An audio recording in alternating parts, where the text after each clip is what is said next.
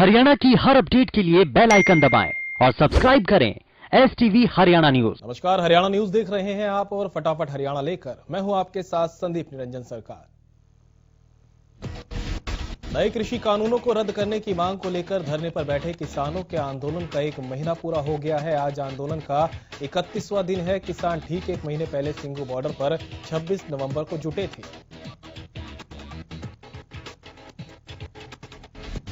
Singhu border, Tikri border, Ghazipur border में पिछले 1 महीने में टेंट और ट्रैक्टर में किसानों की पूरी गृहस्थी बस गई है। किसान 3 कृषि कानूनों को रद्द करने की मांग पर बरकरार है। इस बीच किसानों और सरकारों के बीच 5 से 6 राउंड की वार्ता हुई, लेकिन गतिरोध खत्म नहीं हो पाया। आज किसान संगठन पीएम मोदी की अपील पर फैसला लेंगे, साथ ही कृषि मंत्री की चिट्ठी पर विचार करेंगे। शाम को किसान संगठन प्रेस कॉन्फ्रेंस कर आगे की रणनीति का ऐलान कर सकते हैं।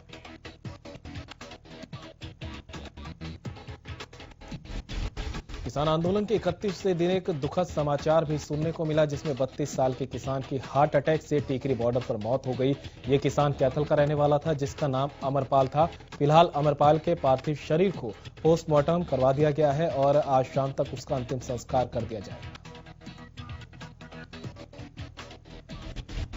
कृषि कानूनों के खिलाफ किसानों का आंदोलन 31वें दिन भी जारी है। किसान संगठनों ने कृषि कानूनों के खिलाफ में 27 दिसंबर को होने वाले पीएम मोदी के मन की बात कार्यक्रम का विरोध करने का फैसला लिया है।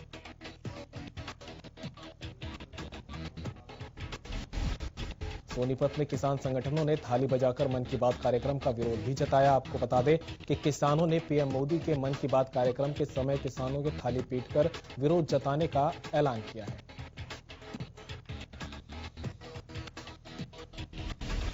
किसानों का कहना है कि वो इसके लिए महापंचायत के जरिए अलग अलग गांवों तक पहुंचकर खापों से मुलाकात करके रणनीति बना रहे हैं।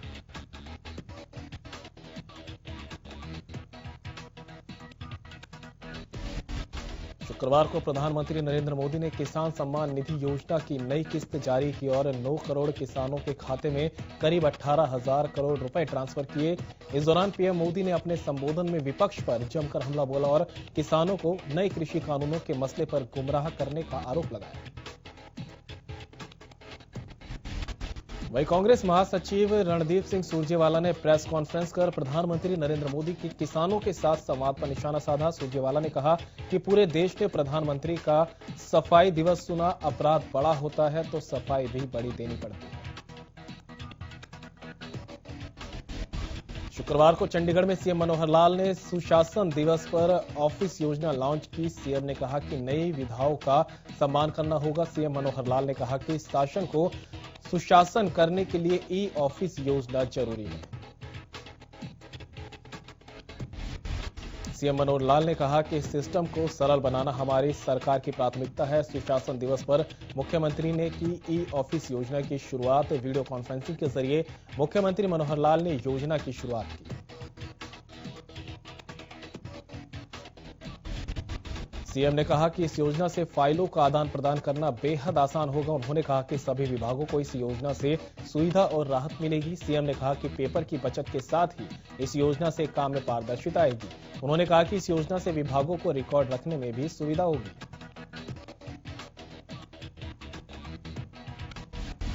प्रदेश के कृषि मंत्री जेपी दलाल ने पंडित मदन मोहन मालवीय और पूर्व प्रधानमंत्री अटल बिहारी वाजपेयी के जन्म दिवस पर भिवानी में आयोजित सुशासन दिवस कार्यक्रम में शिरकत की।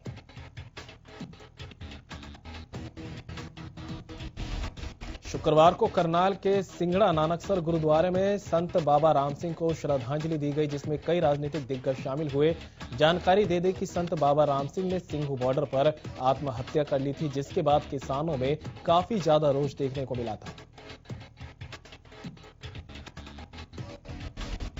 आज किसानों के टोल प्लाजा फ्री करने का दूसरा दिन है। आज भी प्रदेश में अन्नदाता टोल को फ्री करेंगे। शुक्रवार को भी सोनीपत के केजीपी और केएमपी पर पहुंचे किसानों के जत्थे ने टोल फ्री कराया, जिसके बाद टोल से बिना टोल दिए वाहन चालक रवाना हो रहे थे। केजीपी और केएमपी के बाद किसानों का जत्था आगे और भी टोल को फ्री कराने के लिए बढ़ा।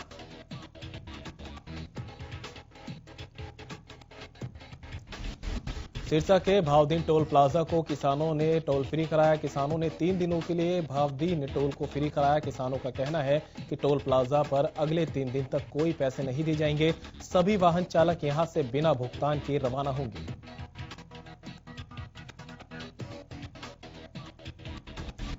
किसान जत्थेबंदियों के आह्वान पर किसानों ने दिल्ली अमृतसर नेशनल हाईवे पर मौजूद शंभू टोल प्लाजा को फ्री कराया। किसानों की माने तो किसान दिल्ली में पिछले 1 महीने से बैठे हैं, लेकिन सरकार किसानों की मांग मानने को तैयार नहीं। किसानों का कहना है कि 3 टोल बंद रखने के बाद अगला जो भी फैसला किसान संगठन लेंगे उस पर भी अमल किया जाएगा।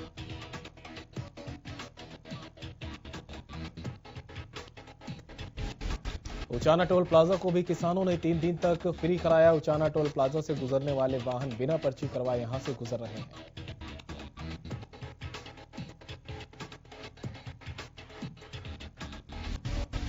भारतीय किसान यूनियन के संगठन की ओर से कुंडली मानेसर पलवल हाईवे को टोल फ्री कराया गया।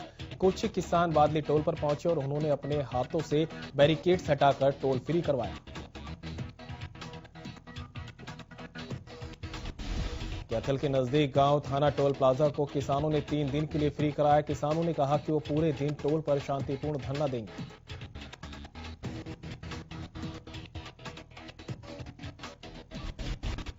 जज्जर के डीघल टोल को अहलावत खाप के नेतृत्व में सैकड़ों किसान फ्री करवाने पहुंचे। डीघल टोल को 72 घंटे के लिए टोल फ्री कराया गया। संयुक्त किसान मोर्चा के आह्वान पर 3 दिवसीय टोल मुक्त अभियान में अपनी आहुति देते हुए सैकड़ों किसानों ने, साथ ही अहलावत खाप के प्रतिनिधि पहुंचे और टोल को बिल्कुल फ्री करा दिया। उन्होंने कहा, जैसे भी हमारे किसानों के आदेश आएंगे उसी तरह से हम लोग अपना उसका पालन करेंगे। साफ तौर पर कहा कि हम लोग शांतिपूर्वक समझाकर ही टोल फ्री करा रहे हैं, ना हम लोग जाम करेंगे और ना ही कोई हिंसक प्रदर्शन होगा।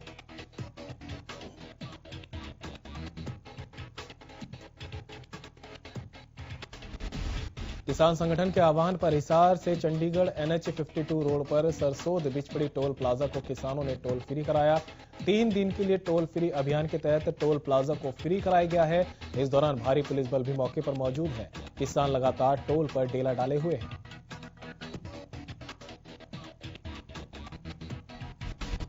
रोहतक के मकडौली टोल प्लाजा को किसानों ने फ्री कराया। किसानों ने टोल को सुबह 7 बजे से ही फ्री कराया। किसानों का कहना है कि अगले 2 दिन तक टोल फ्री रखेंगे।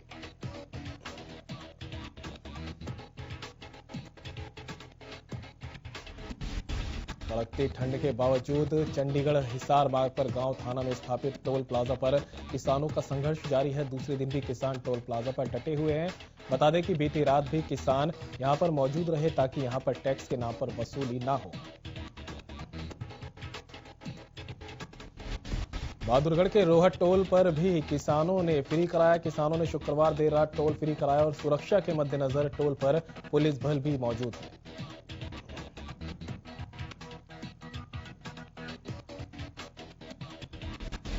किसानों की ओर से शुक्रवार से प्रदेश में सभी टोल प्लाजा को फ्री कराया जा रहा है। वहीं कुछ टोल ऐसे भी है जो अभी तक फ्री नहीं किए गए। सोनीपत के KGP टोल को किसानों की ओर से अभी तक फ्री नहीं कराया गया। वहीं फरीदाबाद में भी अभी तक टोल को फ्री नहीं किया गया।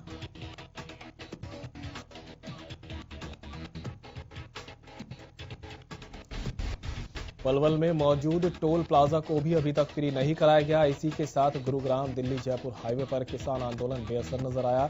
जयपुर से दिल्ली जाने वाले वाहन सामान्य रूप से आवाजाही कर रहे हैं। किसान आंदोलन का खिड़की डोला टोल पर भी कोई असर नहीं देखा गया।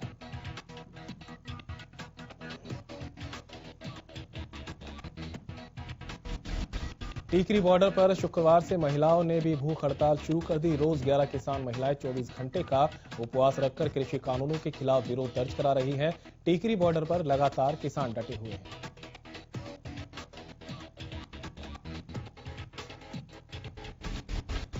बहादुरगढ़ में किसान आंदोलन के बीच एक ऑटो चालक पर पुलिसकर्मी ने लाठी से वार किया। किसान आंदोलन के बीच टीकरी बॉर्डर पर लंबा जाम लगा है, जिसके चलते पुलिसकर्मी ने जाम खुलवाने के लिए ऑटो चालक पर लाठी से वार कर दिया।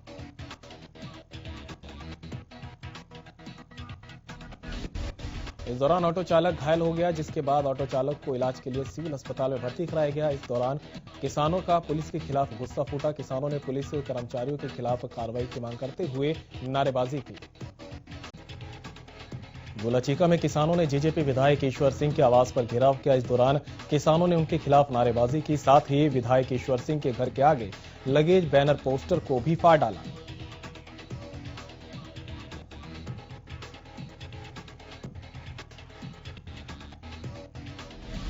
बता दें कि प्रशासन की ओर से मनाए जा रहे सुशासन दिवस के मौके पर किसान कार्यक्रम में पहुंचे। इस कार्यक्रम में मुख्य अतिथि विधायक ईश्वर सिंह थे, जिसके बाद किसानों ने उनके खिलाफ नारेबाजी की और विधायक को कार्यक्रम में काले झंडे भी दिखाए गए। किसान आंदोलन के समर्थन और पंजाब में आड़तियों पर आयकर विभाग के छापों के विरोध में प्रदेश की अनाज और सब्जी मंडियां आज बंद रहीं। हरियाणा प्रदेश व्यापार मंडल के प्रांतीय अध्यक्ष और अखिल भारतीय व्यापार मंडल के राष्ट्रीय महासचिव बजरंग गर्ग ने बताया कि किसान आंदोलन और पंजाब में व्यापारियों के यहां की गई छापेमारी के विरोध में सभी अनाज मंडियों में हड़ताल रहेगी। इस दौरान जिलों में आड़ती और व्यापारी प्रदर्शन भी करेंगे।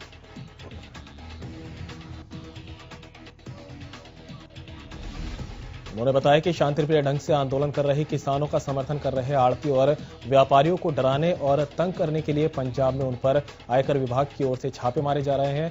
हरियाणा में भी व्यापारियों को नोटिस देकर उन्हें दबाव में लाने का प्रयास किया जा रहा है।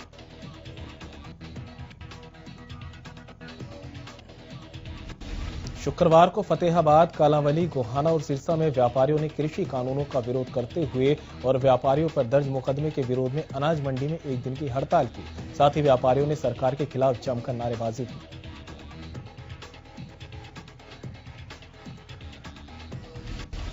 किसान आंदोलन को लेकर गोहाना की अनाज मंडी में भी व्यापारियों ने एक दिन की हड़ताल कर किसानों को अपना समर्थन दिया। गोहाना अनाज मंडी के आड़तियों का कहना है कि अनाज मंडी में हड़ताल के चलते कोई खरीद नहीं की गई। आड़तियों का कहना है कि किसानों और व्यापारियों का चोली दामन का साथ है और वो पहले ही दिन से किसानों के आंदोलन का समर्थन करते हैं।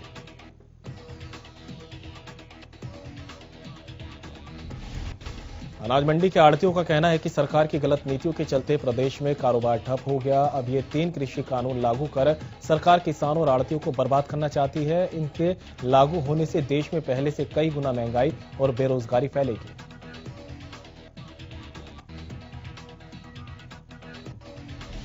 प्रदेश में कोरोना के आंकड़ों में सुधार देखे जा रहे हैं। पिछले 24 घंटे में 408 नए मरीजों की पुष्टि की गई। वहीं गुरुग्राम में 81 और फरीदाबाद में 61 नए केस सामने आए। हिसार में 23 और सोनीपत में 18 नए मामले सामने आए हैं।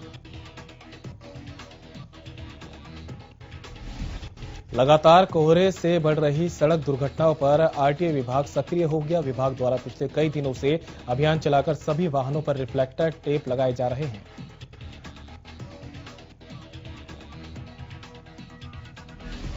यमुनानगर के अलग अलग इलाकों में विभाग की टीम खुद जाकर वाहन चालकों को जागरूक करके उनके वाहनों पर रिफ्लेक्टर टेप लगा रही है। यह अभियान दिसंबर के शुरू कर दिया गया था। दिसंबर से सबसे पहले शुगर मिल में आने वाली लगभग 700 ट्रॉली पर रिफ्लेक्टर टेप लगाई गई थी।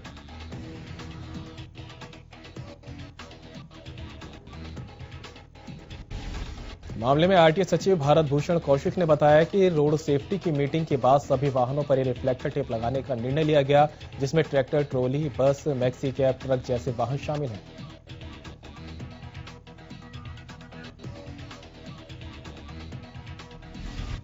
पानीपत में एक युवक को एक युवती को छेड़ना भारी पड़ गया। दरअसल लड़का कई दिनों से लड़की का पीछा कर रहा था और उसे परेशान कर रहा था, जिसके बाद जब लड़की से सब्र का बांध टूटा तो उसने सरेआम लड़के की बेरहमी से पिटाई कर डाली।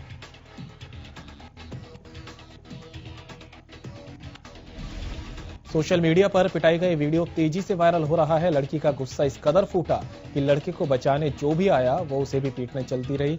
हालात बिगड़ते तो मौके पर पुलिस को आना पड़ा। लड़के को भीड़ से निकालकर पुलिस उसे अपने साथ मॉडल टाउन पुलिस चौकी में ले गई।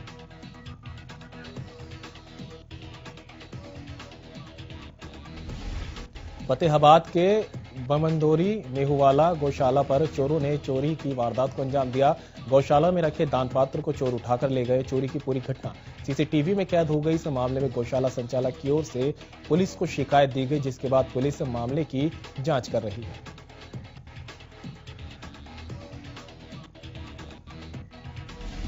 नांगल चौधरी के पास गंगुताना पहाड़ी में अवैध खनन करते एक जेसीबी और एक ट्रैक्टर को काबू किया गया। हालांकि खनन माफिया चकमा देकर भागने में कामयाब रहे, लेकिन खनन माफिया अपने साधन लेकर भागने में कामयाब नहीं हो सके।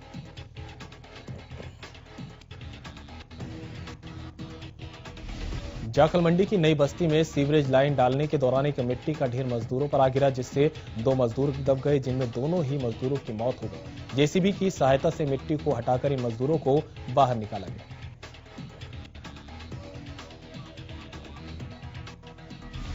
प्रदेश में रेप जैसी घिनौनी वारदातें दिनों दिन बढ़ती जा रही है। ताजा मामला यमुनानगर से सामने आया, जहां गुरुवार रात 5 बदमाश एक महिला के घर में घुस गए, जिसके बाद बदमाशों ने महिला के पति को बंधक बनाकर महिला के साथ गैंगरेप की वारदात को अंजाम दिया।